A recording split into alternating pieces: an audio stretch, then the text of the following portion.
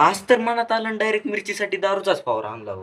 तर विषय असा झाला पब्लिक, रानात गेल्याच्या नंतर बघितलं इकडं आपल्या मिरचीच्या रानात आलतो तर बघतोय तर काय आपली जी मिरचीचे पानं थोडी जगडायला सुरुवात झाली.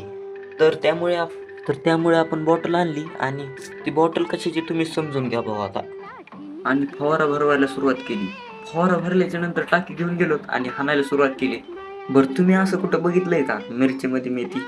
हमारे यहाँ ऐसा ही होता है. मग काय टाकी हाणायची झाल्याच्या नंतर आलो इकडं आपल्या पेरूकडं.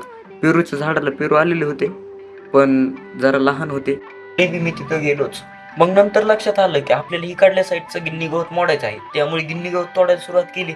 आपल्याला गिन्नी गवत लवकरात लवकर फिनिश करायचं आहे मित्रांनो. त्यामुळे गिन्नी गवत तोडलं आणि गाईला टाकायला सुरुवात केली. आजकाल जास्त गिन्नी गवत यामुळे तोडायला लागलो आहे कारण सध्या खूप मोठं आपल्यापाशी गिन्नी गवत आहे. त्यामुळे आपल्याला गिन्नी गवत अर्ध गिन्नी गवत मोडायचं आहे. आपल्या पहिल्या वेळेस आपल्यापाशी एक म्हैस आणि एक गाय होती त्यामुळे ते गिन्नी गवत ठेवलेलं होतं. पण सध्या एक गायच असल्यामुळे आपल्याला ते गिन्नी गवत मोडायचं आहे. तर गिन्नी गवत तर होईल मोडून. फॉलो या करून तुम्ही आता. आणि व्हिडिओ आवडला असेल तर लाईक बी टाका.